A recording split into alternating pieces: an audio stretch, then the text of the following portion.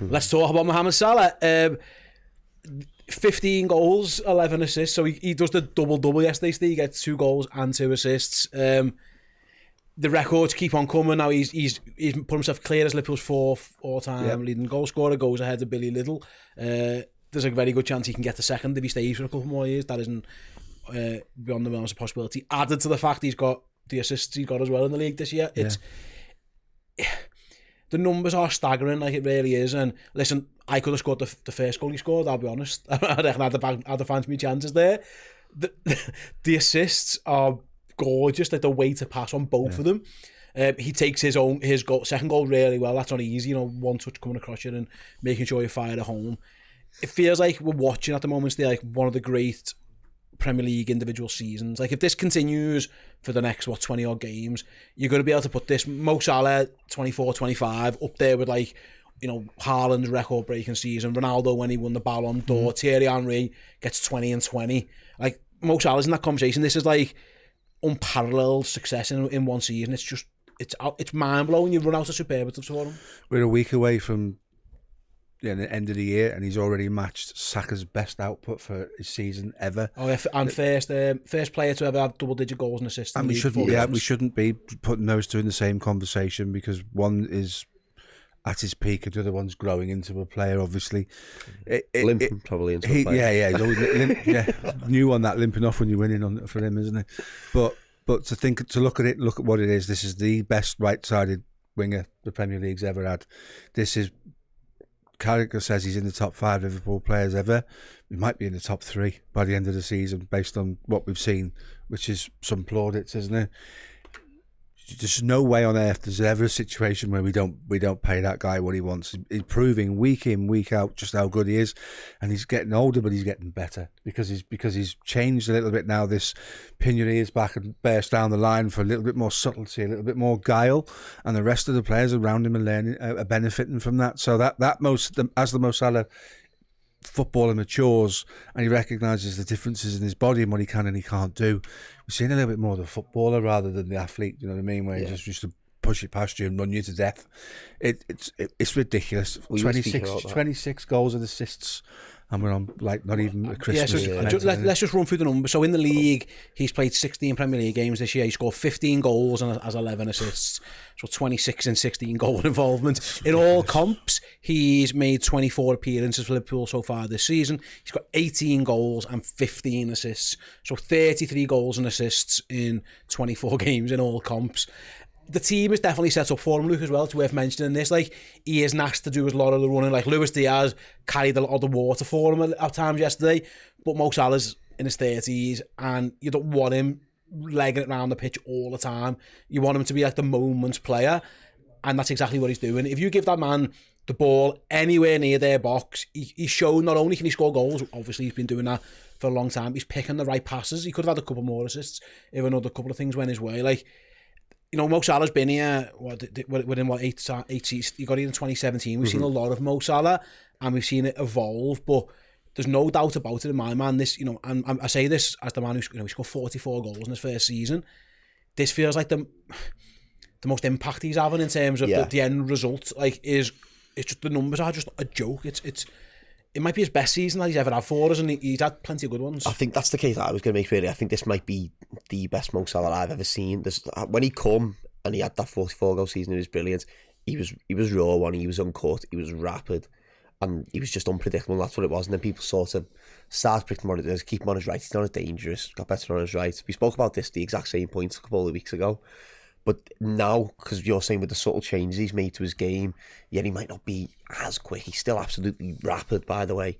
But we're seeing more of the football IQ side of it. And people always say he's never great on the eye test. And that was always people's arguments, he's not good on the eye test, he's not good to watch. He's sort of like a bubble merchant. This is the best Mo Salah I've ever seen on the eye test. Every time he gets that ball, you're so confident he's going to go around the man with ease. You know what I mean? Especially if he's inside the penalty area. This is the best Salah I've ever seen play for Liverpool. And the goals speak for themselves, that stage fantastic. But the assists, the Premier League record for assists in a single season is 20, held by both De Bruyne and Thierry Henry. Actually, horribly, both of them teams didn't win the league. When they both did that, it was Henry did it in 03, Kevin De Bruyne did it in 1920. when obviously we know who won the league that year, it was us. But Mo Salah's on 11 already. And what was 16? Liverpool I've got a game less, than everyone else. Liverpool only played 16 games. Like that Henry record of 20 and 20 in a season. I mean, Salah might go 25-25. He's on 15 goals already, 11 assists. These numbers the pace is mental.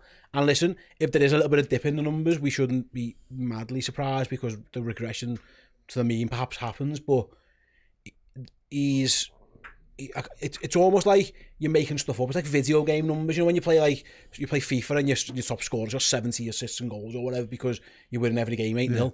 Salah's doing that in the Premier League. Like it's video game numbers. It's scary good.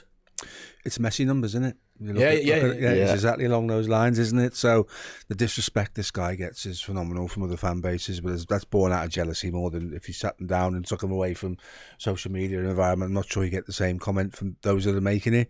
It's just a special talent, and with every passing game he creeps a little bit higher in the pantheon of greats at Liverpool Football Club, and it's time for the club to recognise that and do what they need to do to make this continue. If it happens and he doesn't stay, that's probably the biggest mistake we've ever made in our entire history. There's a lot of it. So the numbers are crazy. Staying, the point you make about it doesn't pass the eye test. Eye tests don't win you prizes. Yeah. So Eden Hazard passes the eye test, but if you look at his career at Chelsea, they won competitions, but you can break down his career and say didn't really turn up that season. Didn't really reach his full potential. You know what I mean? No, he didn't. But my God, Salah's reached his potential, hasn't he? And then some. It's interesting as well because you're going to say this, like, hope again, he's had whatever. If he leaves tomorrow, he's a Liverpool legend. He's done everything he needs to do. But look, if he can win a second Premier League title, he can add, the big, another, or the Champions League, or hopefully both, or whatever. It just cements him there because that's the only one thing that the greats of the Premier League, you put them up there. Most of them have won more. Obviously, Alan Shearer's got the goal scoring record. He only won the one, but like you talk about your Thierry Henrys and your Wayne Rooney's and all that. Like they have multiple of them. And that's the only argument Salah hasn't got. But if he carries on playing like this, he's going to have another one. Because Liverpool, if he does this, Liverpool will just win the title.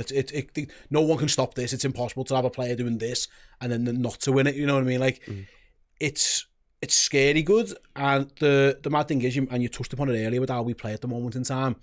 Fingers crossed. The only thing that's going to stop this, again, touch with it, is a lack of fitness, like an injury. There's no AFCON this year, which helps. Liverpool have, they're asking him to. I think they are asking him to do less in terms of those sprinting around and running back and all that kind of stuff. He'll get the League Cup games off. He'll get the FA Cup games off. Like Arne Slot's been really clever with his use of Mo Salah, and it's bearing fruit. Like this is the type of performance that can fire you to a league title. Yeah. I think at the minute, like we said before, he's just an Everton inside the penalty area. He's picking up. I'd love him to win the league, and it's just something massive this year, just for him. You know what I mean? Fingers crossed, he's not going to go. But if he was going to go, it'd be nice for him to go out on a massive one, wouldn't it? And it'd just be more special, wouldn't it? Especially for him as a player, because the last one, it's not tainted. We won the league, you know what I mean? But you didn't get that moment with the fans, you know what I mean? I remember seeing all the pictures of him on the bus. I was on the waterfront, and he was there just waving at everyone. Everyone's screaming his name because he was a special player that year when we won the Champions League. And just for him and his legacy, lifting his own memories, it'd be great if we can just get him another massive one in the bag. Because we live in a nostalgia world, Steve, and we used to always have these conversations when you were as well. Like you look back with rose-tinted glasses, and listen, I still think Thierry Henry was the greatest Premier League player ever. I agree. In my opinion, but like Mo Salah's got to be in this conversation. Now everyone talks about the greatest Premier League players, and everyone always harks back. It's a bit like people won't give Van Dijk his respect because Ferdinand and Vidic and Terry, because you just look back with nostalgic views. And I hope that in 10 years Salah has got one, maybe more, and so 2 or more league titles, because he deserves to be in that. Like these conversations compare him to like Eden Hazard and whoever. Like they're good players, don't get me wrong, and they're really good players. Salah's closer to the elite than he is to that. Like it's like you said, it's borderline disrespectful. And when he's having this kind of season, it's great that he done it again yesterday on a game that everyone's watching, and he gets 2 goals and 2 assists because he deserves. That's what he needs to be. When you talk about the great Premier League players of ever now, his name needs to be in that conversation. And this season, I think he's having one of the greatest seasons I've ever seen. He's putting himself firmly in that conversation. Not just for us, we'll always have it, but I'm talking for the wider football and public. They should soon start jumping on board with this. it might be one of those situations where you don't actually sit and look at what he's done and put it where it belongs until he's finished his career. Yeah, certainly for the pundits and the rival fans and what have you. And I can see in 3 or 4 years, 5 years time, when people sit down around a table and go, right, let's do that thing we do every year, which is pick the best Premier League side ever. There'll be some shoe-ins that you can't argue against, and he'll be in that conversation to say that, you know, like you talk about who's going to be your left back. Well, everyone's going to say it's Ashley Cole and there's no conversation, and that's fair enough. Yeah. And then he'll get to right wing and they'll go, well, it's Mo Salah and there's no conversation, and that's fair enough. The way that football's reported and the way that it's looked at through the microscope, through social media, there'll always be detractors and naysayers that make a point of trying to downplay him, and it ends up being a little bit disrespectful. There will come a time when the people that we respect sit on TV and do this. We'll say it's not even a conversation. Let's just put him in there and forget about it. You can imagine that conversation. Even the clips recently on social media, he's so disrespected. I know they did it on Monday Night Football and actually got quite a lot of credit in the public vote as well. He was quite high, wasn't he? There was also like Aguero was quite low, but is that because he needs another 10 years to sort of come up and people go, oh, Aguero was a player, a bit more nostalgia. But even like when they were on the fan debate a couple of days ago and they're like, Mo Salah right wing, and the Arsenal fans like, what about Saka? You're like, come off it. Like Saka's boss. But the levels apart. The levels. He is a brilliant player, but they're just levels apart. He's currently, I mean? It's so disrespectful. It really is. Salah's currently 8th, by the way, on the top Premier League scorers of all time. Just 3 goals behind Thierry Henry. So you'd expect him to catch him. He might do it against Leicester. By all accounts, he's only 5 goals now behind Frank Lampard.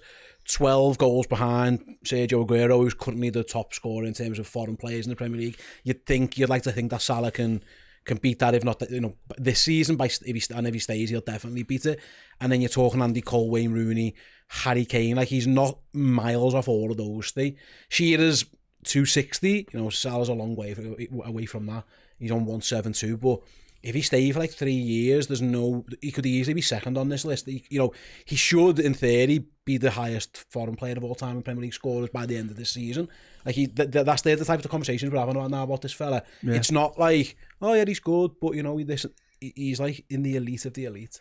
Not bad for a winger, is it? You know what I mean? So for the one season wonder, yeah. He's already in the elite state. I don't think he needs those numbers, but it'd be nice to be able to sit and look at things like that and go, "There's our guy right there." I think it matters to him as well. He looks like a man who's driven by records. I remember against United, was it like the 5th or 6th when he takes his top off because he's just beat Robbie Fowler's record. Like, he knows all the numbers. Oh, yeah. He's very stats driven. He wants this Ballon d'Or, and I think he's on his way to get it. The best players, Messi knows about Messi, Ronaldo knows about Ronaldo. He's the front runner. They're all like that. They're all very, very aware of who and what they are and where they're positioned in things like that. So absolutely, it's ridiculous that we're sitting here and he's forced himself into the conversation, the bottom of the conversation. For me, it will always be, and it depends on who you speak to, it'll be Dalglish and Gerrard is my order. Yeah. Speak to someone younger, it's Gerrard and Dalglish.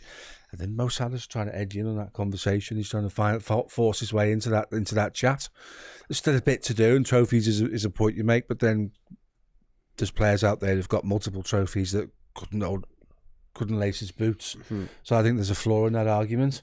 So I think for me, just carry on doing what you're doing. Let's see where it ends up. He's actually got a better goal strike rate than Ian Rush, because Ian Rush played the games. Like 1 million games. Like, do you know what I mean? But I think Salah said yesterday, he must have been playing 7-on-7s or something. But you could argue it's easier to score now than it was then, because you could be smashed by the centre half when Rush was playing.